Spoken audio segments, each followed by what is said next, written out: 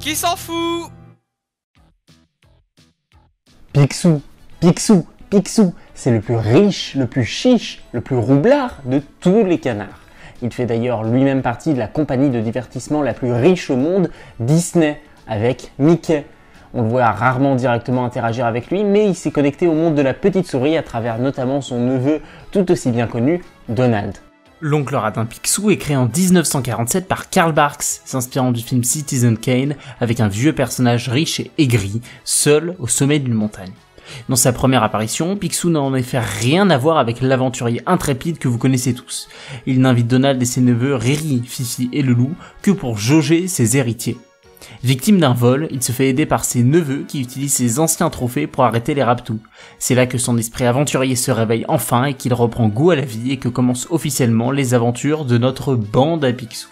Et on les connaît bien, ces histoires. Celles où Gripsou, Mystique et les Raptous vont tenter de faire couler ou de voler les affaires de Picsou, celle où Donald est payé de misère pour aider son oncle dans des situations improbables, celle où les enfants utilisent le manuel des Castors Junior qui renferme décidément tout le savoir du monde dans un petit livre de cette taille, et celle où la famille Duck en général va découvrir de nouveaux mondes, de nouvelles civilisations et surtout de nouveaux trésors. Ah oui, mais justement, Picsou c'est aussi et surtout un produit de son époque. Grosses lèvres, bégaiement, cannibalisme, mots en haine, Picsou souffre de son racisme banalisé et le décalage entre les périodes peut être vraiment dérangeant lors de ses explorations en Afrique. Il y a notamment cet épisode assez connu où Picsou, sans remords, vient saccager un village africain et se fait maudire par le chaman. Le chaman fait en sorte qu'un zombie poursuive Picsou toute sa vie et il est lui-même caricaturalement typé. Même dans une bande dessinée avec des persos anthropomorphes canards, on arrive à avoir du racisme et des blackface. C'est quand même fou. Mais pourquoi ça pose problème en fin de compte ces caricatures?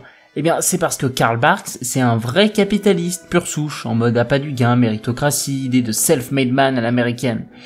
Pour lui, écrire Picsou c'est peut-être pousser le trait mais ça n'a rien d'ironique. C'est une représentation d'une mentalité américaine exacerbée à l'époque. Sauf qu'à l'époque, le racisme contre les Afro-Américains, et pas seulement, hein, il est très présent aux États-Unis. On est même avant le discours de Martin Luther King. Les enfants qui viennent de naître ont peut-être même un grand-parent qui a vécu la guerre de sécession, qui était notamment causée par la scission entre les pro et anti-esclavage. Donc Picsou, il naît dans ce contexte-là. C'est un canard, oui, mais un canard blanc.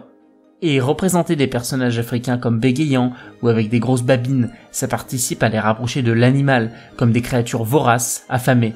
Ça les infériorise, ça les présente comme stupides ou de mauvaise disposition. Représenter ces personnages comme ça peut porter préjudice aux personnes réelles en diffusant des stéréotypes. Et les stéréotypes, d'ailleurs, il n'y a pas besoin d'être un gros raciste bien consciemment pour en avoir et pour qu'ils s'activent.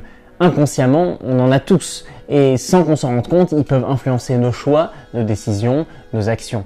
D'ailleurs, ces stéréotypes, ils peuvent même être conscientisés et internalisés par ceux qui en sont victimes, qui peuvent se mettre à agir selon ces derniers sans même s'en rendre compte. Donc, présenter dans une BD avec comme public principal les enfants des stéréotypes du style, c'est déjà une très mauvaise introduction au vivre ensemble. Et comme on l'a dit, même si c'est courant pour l'époque, cela représente sûrement véritablement l'état d'esprit de l'auteur. Oh bon, c'est réaliste, un milliardaire qui s'enrichit sur le dos des Africains. Ce qui est un peu moins réaliste en revanche, c'est la façon dont Picsou s'enrichit à la sueur de son front. Il y a quelques exemples qui se comptent sur les doigts d'une main de milliardaires qui ont construit leur fortune soi-disant eux-mêmes, parfois en magouillant ou grâce à un petit héritage, mais c'est loin d'être la norme. Picsou, il renverrait presque l'idée que finalement c'est simple de s'enrichir comme lui, d'être un self-made man, de faire des sous, il faudrait juste un petit peu de bonne volonté et en fin de compte, c'est presque un petit peu culpabilisant. Et je sais qu'on va me dire que bien sûr, Picsou, ça ne se résume pas qu'à ça, il faut pas seulement le prendre sous ce point de vue politique. Et d'ailleurs, je serais le premier à être d'accord avec ça, je suis fan de cette série de BD. Enfin, d'une série de BD en particulier. La jeunesse de Picsou, de Don Rosa. C'est une des meilleures séries de BD, point barre, allez la lire, vraiment. Bon, vous voyez donc Karl Barks, c'est le papa de Picsou. Et bien maintenant, on va parler de l'un de ses successeurs, Don Rosa. Don Rosa est responsable de la série La jeunesse de Picsou à partir de 94 en France jusqu'à 96 et complète son histoire avec d'autres BD prenant place dans la même continuité. Et c'est tout simplement juste trop cool en fait. Don Rosa, avec sa patte pleine de détails, va se focaliser sur toutes les petites anecdotes que racontait Karl Barks pour venir créer une chronologie complète de l'histoire de Picsou. Tantôt chercheur d'or, tantôt cow-boy, et raconter comment entre sa naissance et sa première apparition, il est devenu l'homme aigri qu'il était. Et cette série de BD, les histoires qui nous sont racontées dedans, elles sont carrément en contre-pied avec la précédente œuvre de Karl Barks, le créateur de Picsou, puisqu'elles sont parfois assez sarcastiques, voire tragiques, et nous racontent plutôt comment Picsou est devenu un personnage misérable, aigri, vulnérable, et comment il s'est séparé de sa famille, parce que c'était un peu, disons-le, une sale merde. Naturellement, Don Rosa revient donc sur le traitement de la scène où Picsou saccage un village africain. Dans cette version, ses sœurs, Hortense et Mathilda, l'abandonnent car elles trouvent que leur frère est devenu malhonnête, violent et mauvais. Lui qui s'était promis d'être honnête pour gagner sa fortune. Picsou est traité comme un méchant pour ce qu'il a fait, ce qui est plutôt mérité quand même. L'œuvre le condamne parce qu'il a un comportement de colon. Plus généralement, l'œuvre va nous faire prendre du recul et nous montrer comment Picsou, de par son appât du gain et son aspect vénal, va perdre son goût de l'aventure, de la découverte, sa proximité avec ses parents, ses sœurs, toute sa famille. En clair, Picsou devient riche d'or, mais très pauvre de cœur. Qui plus est, dans la version de Don Rosa, Picsou n'est plus juste un capitaliste, mais un migrant qui poursuit le rêve américain. On pourrait considérer que cette critique donne un revêtement plutôt de gauche à la BD. D'ailleurs, Don Rosa lui-même se reconnaît plutôt dans une tendance démocrate, dans Bernie Sanders par exemple, et il déteste Trump. Bon, le clivage gauche-droite aux États... Non, c'est la droite du coup, vu que la caméra est inversée. Le clivage gauche-droite aux États-Unis est un petit peu décalé. Du coup, on va plutôt dire que leur gauche, c'est notre centre et que leur droite, c'est...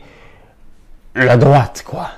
Mais c'est un peu plus complexe que simplement de dire c'est de gauche ou c'est de droite.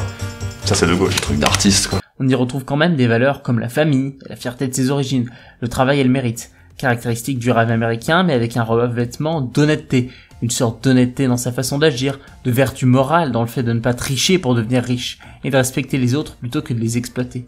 Une version idyllique du rêve américain qui suppose que ce soit toujours les plus honnêtes les plus récompensés, et que les raptous soient punis. Sauf qu'en vrai, Jeff Bezos, c'est pas Picsou, c'est un raptou, c'est un voleur. Il traite tellement mal ses employés que le taux de turnover, c'est-à-dire de démission dans l'entreprise, il est à 2/3 en 3 mois.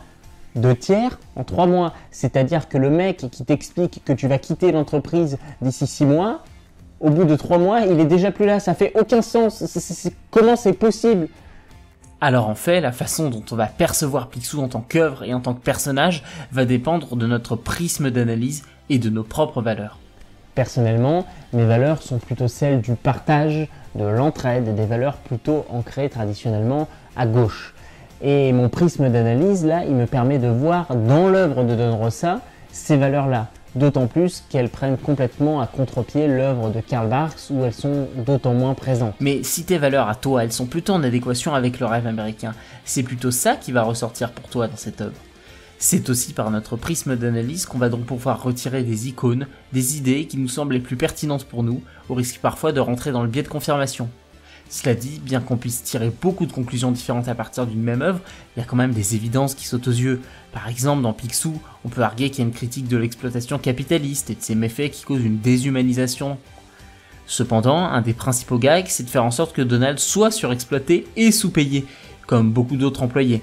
Parce que Donald, c'est un peu l'américain moyen, lui-même exploité.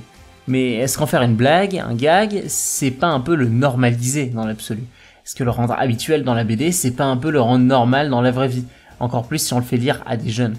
Bien que Don Rosa, en tant qu'auteur, considère qu'il n'a jamais vraiment écrit pour les plus jeunes.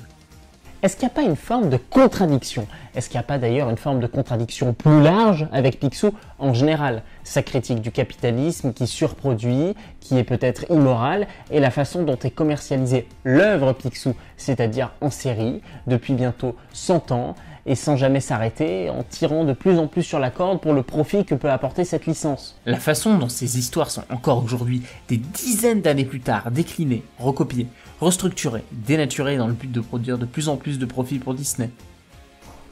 Je sais pas moi, j'ai pas la réponse à tout, voilà. Après, Don Rosa lui-même disait qu'il détestait le système Disney. Est-ce qu'on peut se faire un avis sur la base de celui du mec qui a travaillé toute sa vie avec Disney? Peut-être, peut-être pas, je sais pas. C'est tout le paradoxe de grandes figures comme Frida Kahlo ou Che Guevara qui se sont battus toute leur vie avec des valeurs plutôt anticapitalistes pour finir avec leur tête imprimée sur tous les t-shirts et les tableaux de marché aux puces. En clair, leur identité, elle est dissoute à travers différentes interprétations, différentes représentations, différentes utilisations de personnages, d'œuvres, de signes, de symboles qui les font dévier de leur trajectoire originelle. Cet exemple de Picsou, vous l'avez compris, il se généralise. Il nous montre que les œuvres d'art peuvent être déclinées et appropriées par différents groupes en dépit de leurs origines, et au-delà des déclinaisons à réappropriation des différents auteurs. Il n'y a qu'à voir le Homelander de The Boys qui est à la base conçu pour être une critique du conservateur qui est repris par des groupes d'extrême droite aux États-Unis. It was perfect. Perfect. Everything, down to the last minute details.